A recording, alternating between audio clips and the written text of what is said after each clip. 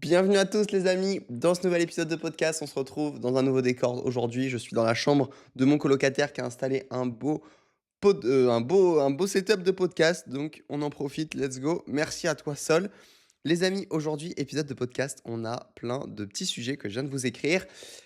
Si tu me connais pas, bienvenue. Je m'appelais Cellofat avant sur les réseaux sociaux. Maintenant, je m'appelle Le Multipreneur et j'avais une entreprise aussi avant qui s'appelait Entrepreneur du Château, permettait à des entrepreneurs de vivre ensemble en communauté. Et maintenant, je suis investisseur. On va voir ça dans cet épisode. Ça me fait penser d'ailleurs à un nouveau sujet duquel il faut que je parle. C'est même de l'identité. Du coup, nouveau chapitre de ma vie, j'ai décidé de me renommer sur les réseaux sociaux, j'ai décidé de changer d'activité, j'ai décidé de changer de lieu de vie. Tout s'est fait un petit peu naturellement. Donc c'est un nouveau départ, c'est bien. Si tu sais pas pourquoi j'ai arrêté ma dernière entreprise, je te laisse une vidéo que j'ai fait sur ma chaîne principale qui est beaucoup plus travaillée que juste moi qui parle comme ça. Il y a du montage, il y a des trucs, c'est sympa et je t'explique toute l'histoire. Tu pourras la voir à la fin de cet épisode de podcast.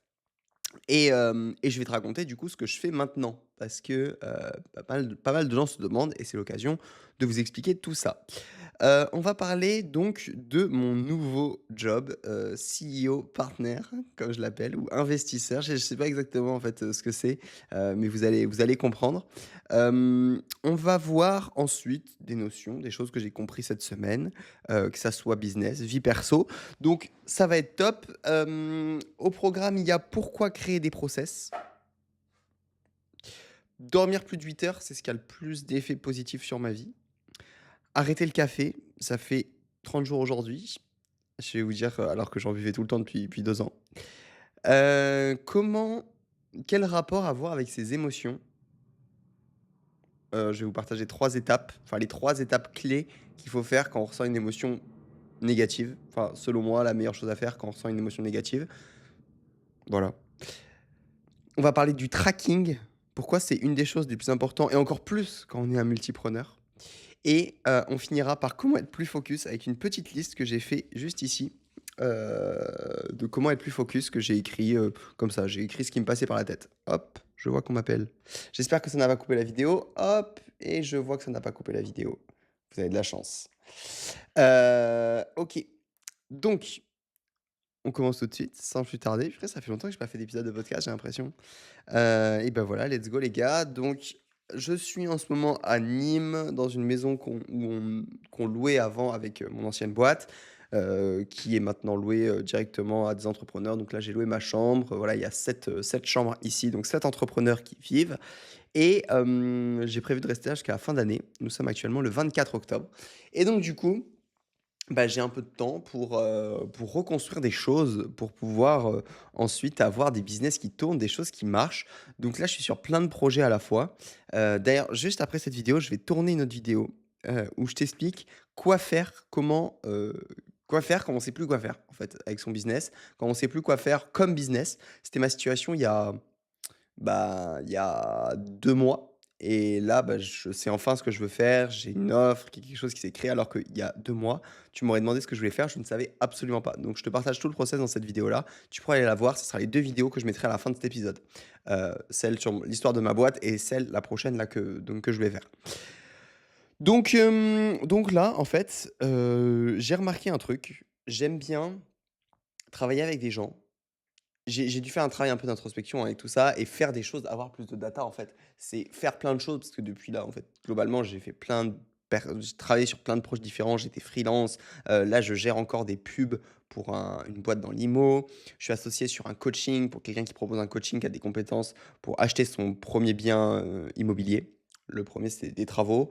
La deuxième boîte, coaching pour acheter son premier bien immobilier quand on est salarié.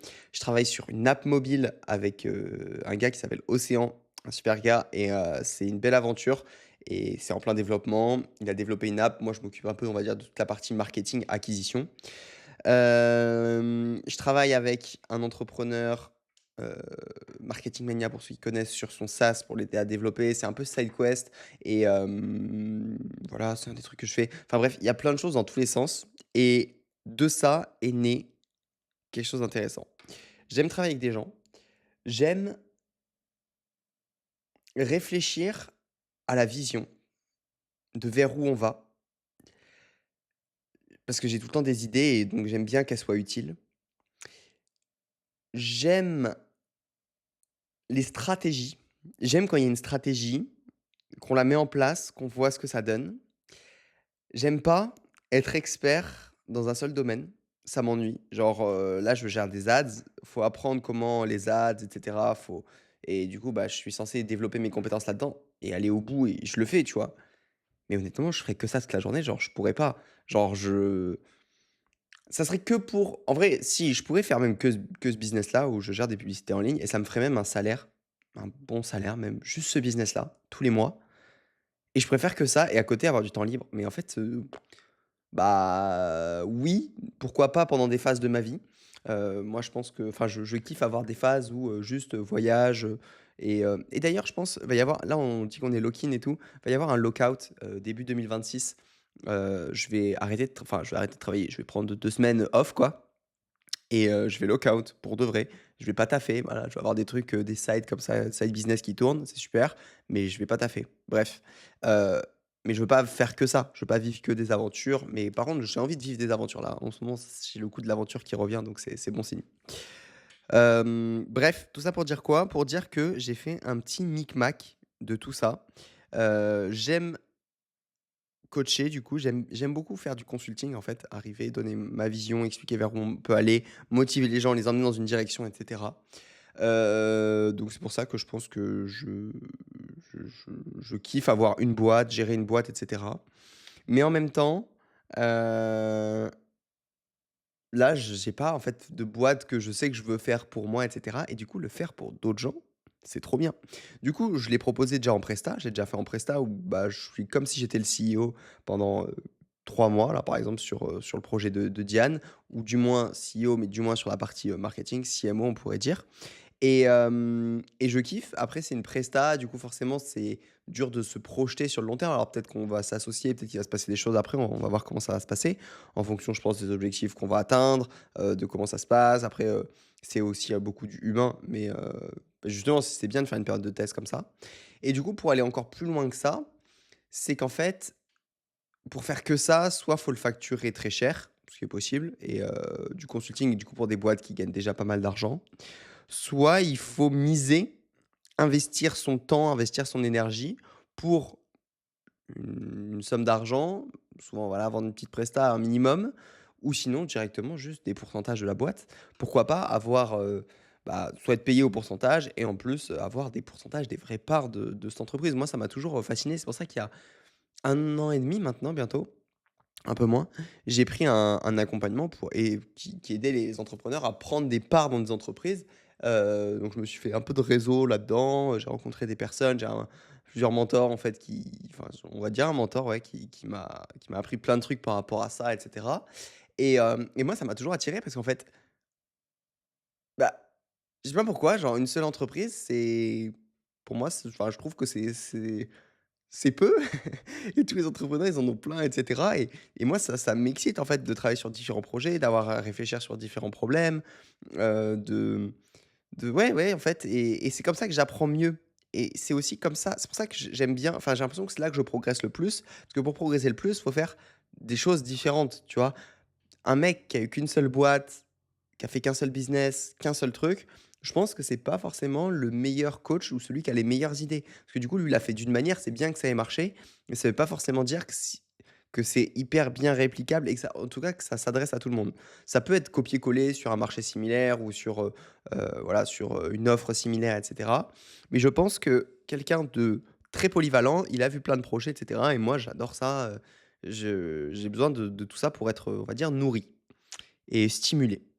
Donc voilà, je suis arrivé à une espèce d'offre, qui peut s'articuler de plusieurs manières. Je peux être avec du fixe tous les mois, pourquoi pas pendant quelques mois. Après, il faut trouver un montant qui convient en fait, aux 2 personnes en fonction de tout ce que j'ai à faire, de ce que je gère et cetera. Mais sinon, ça peut être tout simplement du pourcentage. Je rentre dans une société et du coup, le nom, la multipreneur qui est venu un peu naturellement, fait complètement sens par rapport à ça et en fait, je l'avais déjà c'est marrant parce que je l'avais déjà en mettant ce nom, le multipreneur, je l'avais déjà saisi il y a genre, bah, du coup, pratiquement, plus d'1 mois, 1 mois et demi. Mais j'avais pas créé l'offre encore qui était évidente et tout et là, en fait, ça fait super sens. Tu m'appelles, je viens dans ta boîte, soit je fais que du consulting et pendant un mois, c'est ça, hein, globalement l'idée c'est pendant 30 jours et après je repars, soit, bah, si ça tu as envie de continuer ensemble, bah, pourquoi pas on peut s'associer, aller plus loin, tu vois? Et une sorte de double founder, arriver avec un autre angle, des autres idées, des stratégies différentes, challenger un peu ce qui se fait dans la boîte, gérer les équipes, faire les choses différemment. Donc voilà, j'ai un projet là, bah, même plusieurs en fait, du coup, c'est marrant parce qu'en même temps, j'ai été contacté par des personnes qui m'ont demandé littéralement de faire ça, hem et c'était au moment où j'étais commencé à avoir l'idée, donc là, il y a en gros 3 autres projets. Je préfère en parler quand ça se fait quand même. Vous voyez, Diane, je vous en parle maintenant, installez, allez voir d'ailleurs, sur internet, vous allez voir, c'est marrant, Diane.app, ça s'appelle Diane AI. Tu es là, tu peux mettre de n'importe quel PDF, n'importe quelle vidéo YouTube. Alors nous, on a brandé autour des étudiants en médecine parce que, bah, c'était une bonne niche, c'est eux qui ont utilisé l'app au début naturellement. En fait, on le voyait dans les questionnaires, les utilisateurs et je vais vous dire combien on a d'utilisateurs là d'ailleurs. Je crois qu'on est à 170 payants et 6 000 installations, un truc comme ça. Donc c'est plutôt cool. Quand on a commencé il y a 1 mois et 9 jours, il y avait 20 utilisateurs payants. Mince, j'ai été déconnecté de Grafana qui nous permettait de suivre combien il y avait de personnes. J'ai plus. On a changé, je crois que Océan est en train de faire des modifs sur le logiciel de tracking et on va passer sur un autre logiciel, donc je peux pas vous dire exactement combien il y a de personnes, mais tous les jours, il y a des nouvelles personnes qui rentrent, et qui s'abonnent et tout, donc c'est super cool. On a abonnement à 20 € par mois, 40 € par trimestre, 90 € par an. On a fait x3 sur les prix. J'ai fait faire x3 sur les prix, en réalité. Et mais c'est cool, c'était un peu évident là par rapport à la situation, enfin bref. J'aime bien challenger toutes les idées, tout ce qui se fait, tester des choses et ouais, c'est cool, ça me va super bien. Donc là, 3 projets en cours. Diane, je peux vous en parler, tenter plus, machin. Ça fait 1 mois et demi, enfin 1 mois 10 jours que je travaille dessus. 1 mois 9 jours, ouais. 15 septembre. J'ai l'impression que ça fait 1 an que je travaille sur le projet, c'est une dinguerie. Bref et il s'est passé tellement de trucs, depuis on a changé plein de choses, enfin bref. Du coup, voilà, 3 autres projets en discussion, je vous raconterai, et c'est top, je suis déjà bien structuré juridiquement. J'ai une holding ici qui s'appelle Groupe Cellofat, une SAS Cellofat, ma SAS commerciale classique et la SCI EDC dans laquelle j'ai, aussi des parts. Bah, l'entreprise que j'avais qui maintenant est, on va dire, dirigée par mon associé Enzo, enfin, du moins qui manage la seule maison qui nous reste. Donc voilà un petit peu et du coup, bah, je pense que 2025, fin 2025, voire 2026, c'est sûr, je vais prendre des parts dans des entreprises et s'il faut se focus que sur une seule entreprise pendant 6 mois, 5 mois, 4 mois, 1 an, j'en sais rien, c'est possible, mais je pense qu'il y aura toujours plusieurs projets, des nouveaux projets qui vont se greffer et cetera et ça me paraît plutôt cool comme vision. Voilà, il y avait aussi un truc parmi les critères, c'est que je pouvais faire du coaching. Honnêtement, j'aurais pu m'enrichir avec ça, parce que c'est facile à vendre du coaching, surtout du coaching business et cetera et je pense que je suis pas un mauvais coach business.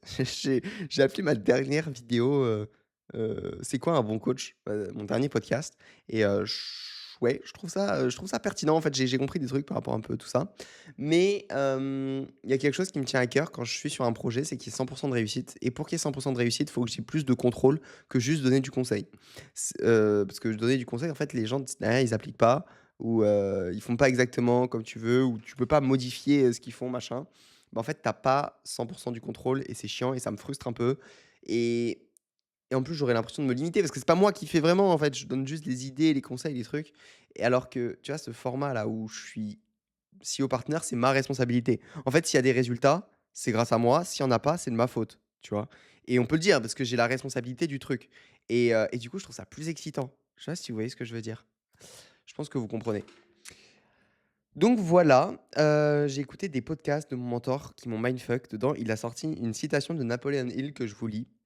«Le leader est celui qui doit conceptualiser la vision, mais qui doit se servir de se servir des autres pour transformer cette vision sur le plan matériel».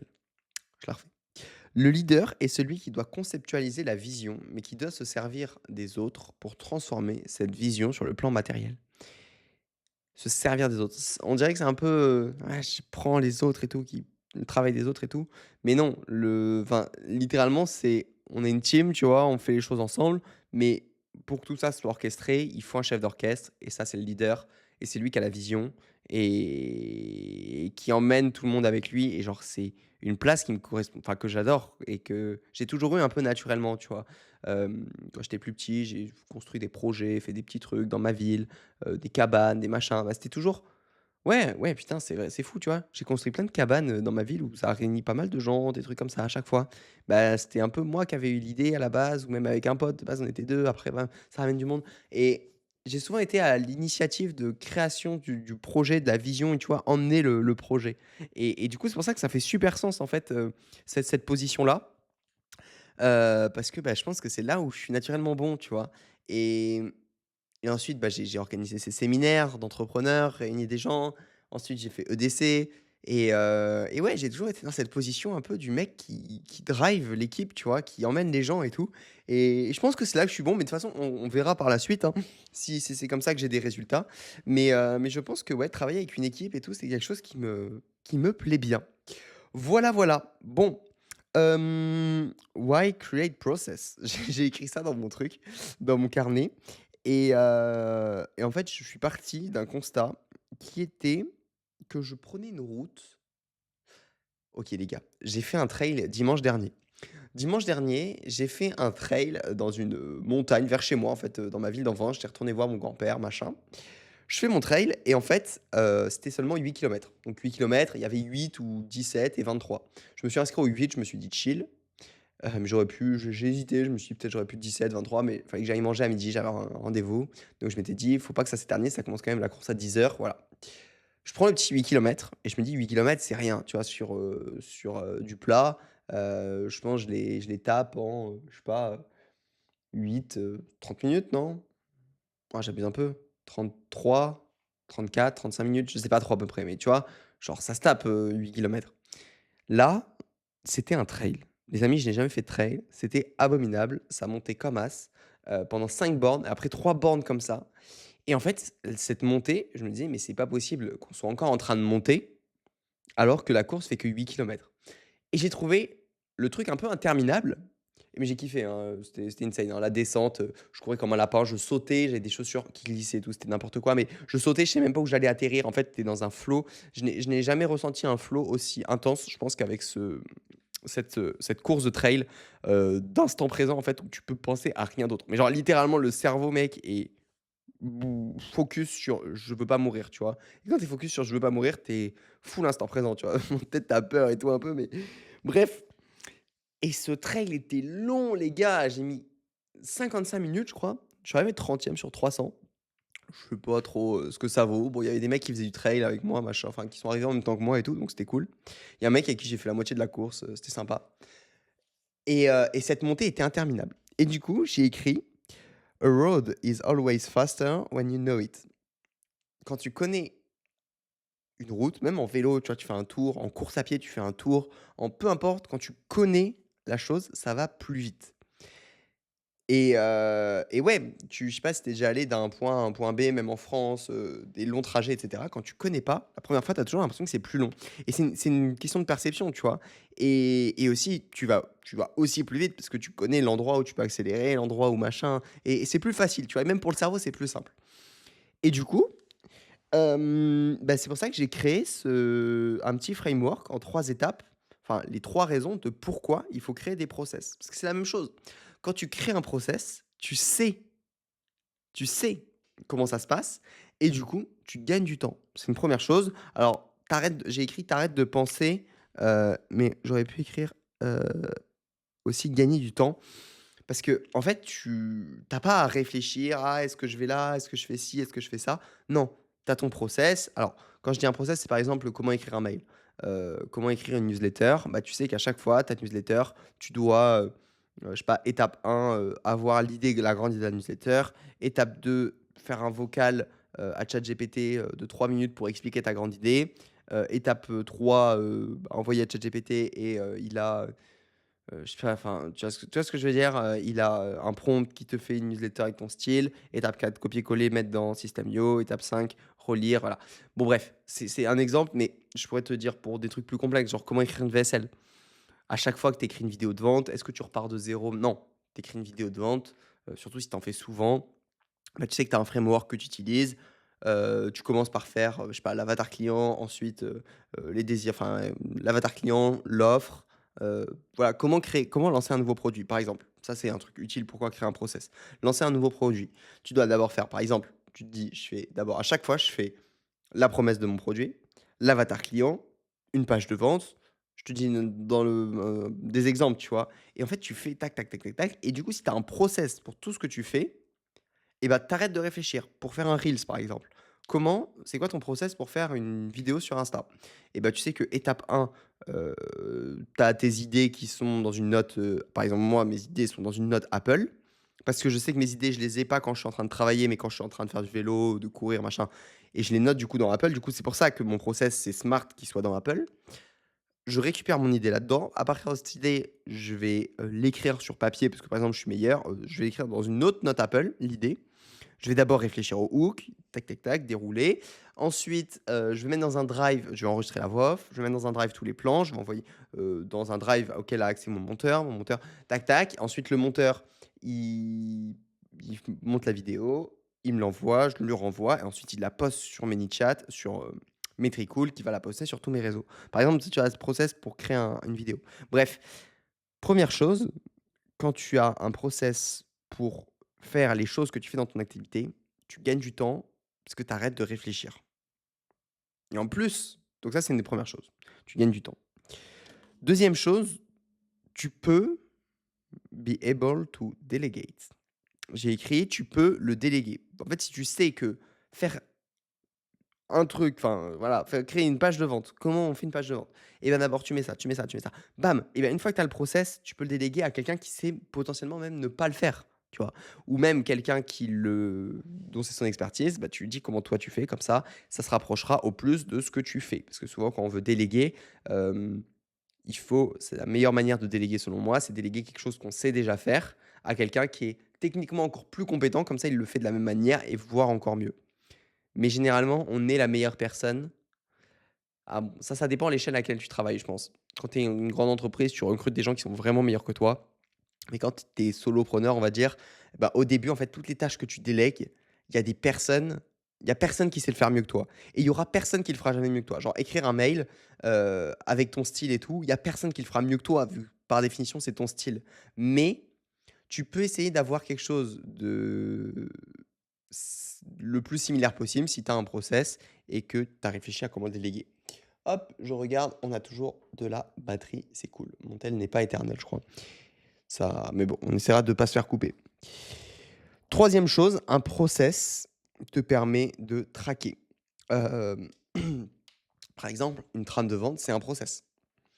Quand je prends un appel de vente, d'abord small talk, ensuite on frame le call, ensuite on pose des questions sur ça, ensuite on creuse la douleur. Ce process-là, je vais l'appliquer et comme ça, la prochaine fois, bah, si je me rends compte que ça a bloqué à tel endroit parce que j'ai pas posé ça ou quoi, ou j'ai eu cette objection parce qu'avant j'ai pas posé cette question, et bah, bam, je peux améliorer le process à ce moment-là et je peux traquer pour améliorer mon process. J'ai un process, page de vente, et ben, je me rends compte que en fait, je sais pas, cette page de vente, il y a que les personnes, vont pas à plus de, ils dépassent pas un endroit. J'ai un tracker qui me dit où est-ce que les gens vont sur la page et je vois qu'à partir de cet endroit-là, les personnes vont pas plus loin. Bah, ça veut dire que peut-être ma page de vente, à ce moment-là, je dis un truc qui va pas. Ou les gens cliquent à partir de ce moment-là, parce que je dis ça. Bah, peut-être je peux mettre cette info, je pourrais la mettre avant pour avoir encore plus de gens qui cliquent. Bref, traquer juste le process te permet de l'appliquer. En fait, on garde l'exemple de la page de l'appel. La page de vente, c'est pas le meilleur. L'endroit où ça pêche, tu sais que c'est l'endroit qu'il faut améliorer et donc tu changes ton process et tu l'améliores. Si à chaque fois que tu prends un appel de vente, tu fais au hasard, bah, tu auras des grandes idées, enfin, tu auras des idées, tu auras de la data, c'est ce que je faisais au début, hein. Tu auras de la data sur: «Ah ouais, je pourrais améliorer ça, je pourrais améliorer ça», mais rien de très concret. Voilà les amis, les 3 étapes pour Créer un process, a road is always faster when you know it. Je sais pas pourquoi, un jour je me suis réveillé, j'ai commencé à écrire anglais dans mon carnet et tout.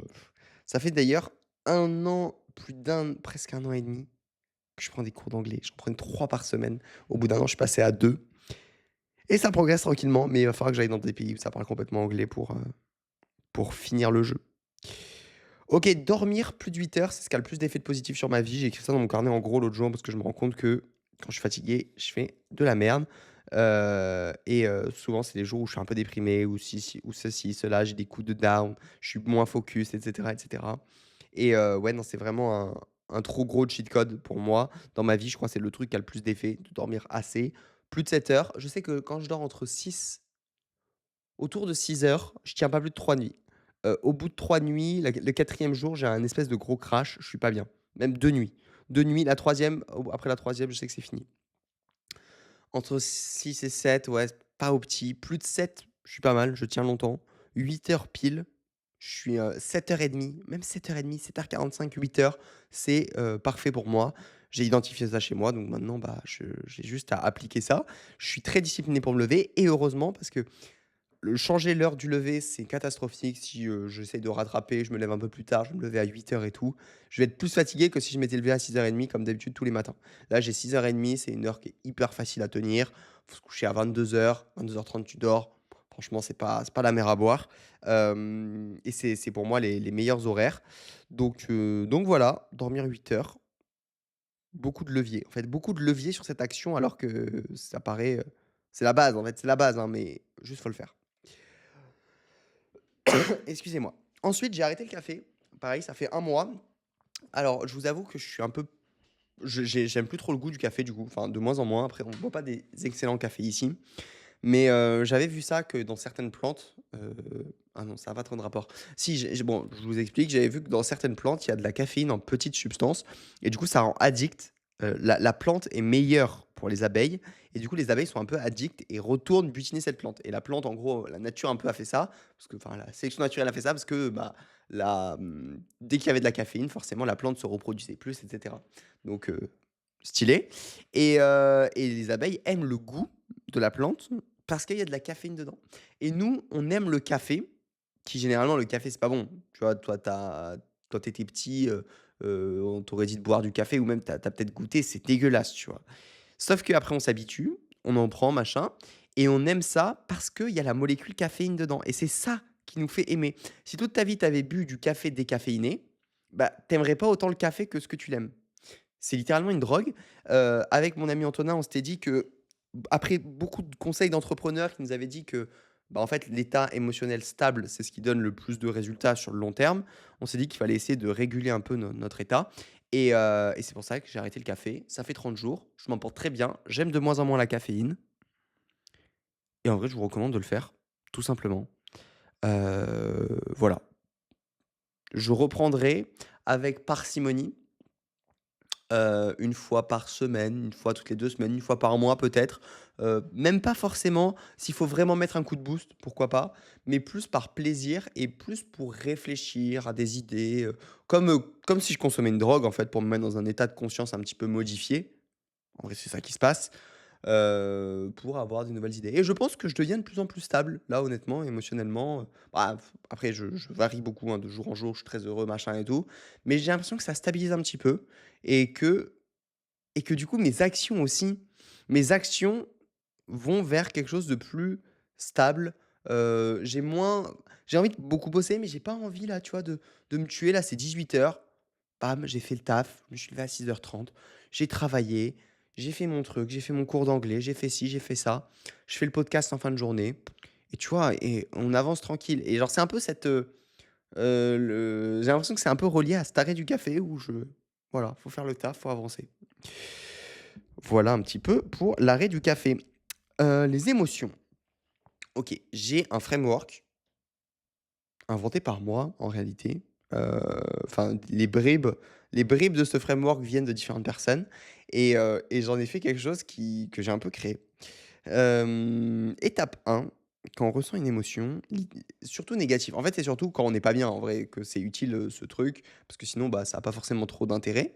Donc étape 1, commencer par identifier pourquoi. Genre, pourquoi je ressens cette émotion à cet instant-là? Qu'est-ce qui m'a trigger? Ne pas souvent on a envie de juger, de se dire: «Ah mais c'est tu sais, tu es pas bien et tout» et tu es en mode: «Non mais c'est un truc de merde, c'est juste ça». Faut pas faire ça. Genre en mode, c'est ce truc-là et si ça t'a procuré cette émotion, ça t'a trigger, ça t'a créé quelque chose chez toi, c'est OK, c'est comme ça et c'est vrai que si tu dis: «Ah non mais c'est un truc de merde, c'est pour rien, c'est je devrais pas» ou «Je devrais pas ressentir ça» ou «Je devrais pas» c'est pas bon, en fait, parce que du coup, tu es contre un peu cette émotion, tu vois? Tu commences pas à l'accueillir du tout et tu vas être, c'est comme si tu te séparais en 2 en fait. Il y a la partie de l'émotion, qui est là, il y a toi de l'autre côté et tu es en mode, alors qu'elle est dans toi et tu pas le choix. Donc mieux vaut coopérer. C'est comme un ennemi, souvent au lieu de lui faire la guerre, c'est mieux de lui coopérer. Bon, c'est pas un ennemi du coup, mais tu as capté? Genre, ton voisin, qui te casse les couilles, il vaut mieux qu'il soit un peu dans ta poche, et que tu lui expliques, «Ouais, bah, le voisin, tu pourrais faire un peu moins de bruit, machin et tout» et finalement, bah, bon rapport, tu vois? Ça se passe bien. Même tu l'invites à manger pour que ça aille mieux, tu vois? Plutôt que de commencer à lui faire la guerre. Parce que sinon, c'est pas bon. Sinon, il va mettre la musique encore plus fort le dimanche matin pour te réveiller. Je l'ai vu. J'ai travaillé chez quelqu'un qui faisait ça pour casser les couilles à ses voisins. 0 vanne. Bref, donc je suis parti un peu loin, mais étape 1, identifier et du coup, j'englobe avec, ne pas la juger. Genre, juste identifier, pourquoi j'ai ça, pourquoi je ressens ça. Étape 2, du coup, cette émotion, pour continuer à dealer un petit peu avec elle, c'est la ressentir. Parce qu'elle a envie d'être là, tu vois, elle est en toi et tout. Genre, t'es triste, t'es frustré, tu en colère pour un truc. Genre, juste ressens-le dans ton corps, c'est qu'une sensation. La pire chose qui puisse t'arriver, c'est une sensation. Il y a rien de plus vrai, donc c'est dans ton corps, machin, c'est là, accepte-la et tu peux fermer les yeux et juste aller dedans, la ressentir, te rendre compte que c'est pas toi. J'ai mis vraiment beaucoup de temps à comprendre tout ce que je vous partage là, hein, hem, c'est plus facile à dire qu'à faire. Genre, une émotion, c'est pas moi, tout ça.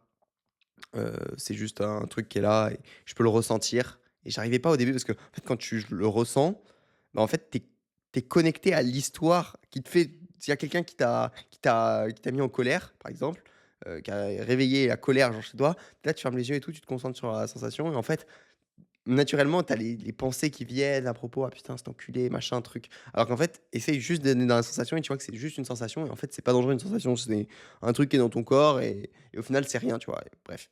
Donc ressentir et troisième étape, là, c'est le truc que j'ai compris qu'il fallait faire selon moi, c'est se demander comment tu vas la transmuter. En fait, les émotions qu'on va ressentir, des fois, ça va être, bah, on va être frustré, par exemple, moi, je suis frustré, des fois, de mes performances, tu vois? En business ou, d'un truc que j'ai pu faire. Je vais être, énervé contre un truc. Je vais être tu vois? Ça m'arrive d'avoir des émotions comme ça et en fait, la bonne solution, c'est une fois que je l'ai ressenti, que c'est là et cetera, bon, alors déjà, ça se dissout un peu, mais c'est qu'est-ce que je peux faire de cette émotion pour la mettre dans quelque chose qui va me faire grandir et avancer vers mes objectifs, tu vois? Et c'est pour ça, c'est la classique. Tu te fais quitter, tu ceci, tu cela. Le mec, il finit giga musclé, giga caisse et il s'entraîne à la salle, tu vois? Il va avec sa capuche et c'est le mec que tu vois tous les matins à la salle, tu vois? C'est un peu le cliché sur Instagram. Mais en fait, c'est ça, c'est littéralement ça la transmutation. Dans Napoleon Hill, il y a un chapitre sur dans «Réfléchissez et devenez riche» sur la transmutation sexuelle. J'ai fait un épisode de podcast dessus d'ailleurs, où je t'explique un petit peu et ça relie un peu ce que je t'explique là. Et en fait, c'est ça, c'est comment je vais exprimer dans le monde physique cette émotion et le problème, c'est que déjà, si tu pas passé par les étapes d'avant, tu risques de mal l'exprimer parce que il y a rien de conscientisé, tu es là, tu es en colère, tu cries, tu es triste, tu pleures, ah oui, d'ailleurs, un enfant, en fait, c'est la définition d'un enfant, je pense, c'est ce qui caractérise un enfant, c'est que émotion, l'exprimer instantanément. Genre, je suis frustré, je pleure, je veux des bonbons, je crie, tu vois? On n'est pas des enfants, genre. Du coup, et si tu réagis instantanément à ton émotion, tu es un putain de gamin, tu vois? Donc juste accueil, OK, l'émotion elle est là, on la ressent et tout, c'est cool et après comment je la transforme? Comment je la transforme pour qu'elle soit à mon avantage? Je pense que c'est ça la question qu'il faut se poser. Voilà, c'était la petite masterclass émotion, les amis, parce que c'est hyper important en fait, c'est des sujets, je sais pas, j'entends pas forcément, trop parler dans mode, conseil, dev perso et tout. Enfin, si, c'est les conseils de dev perso, mais plus des meufs. Je sais pas si vous voyez ce que je veux dire? les trucs des émotions et tout, on il y a pas trop de mecs qui parlent, j'ai l'impression du truc, c'est un peu, connoté, féminin. Mais voilà, voilà ce que j'en pense. Allez, on finit par 2 dernières choses, le tracking. Alors attendez, je regarde toujours si ça filme, banger, ça fait 35 minutes, parfait. Tracking, bon, on a parlé déjà plusieurs fois de tracking, mais j'en ai parlé tout à l'heure, dans quoi?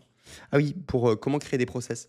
Ouais, le tracking, c'est hyper important, traquer ses résultats, traquer, du coup, avoir un CRM. Bon, CRM, c'est plus pour les clients, mais en fait, là aussi, dans ma situation où je gère plusieurs business, le plus important, c'est que tous les matins, là, je me connecte sur tous les business et je regarde la santé de où on en est.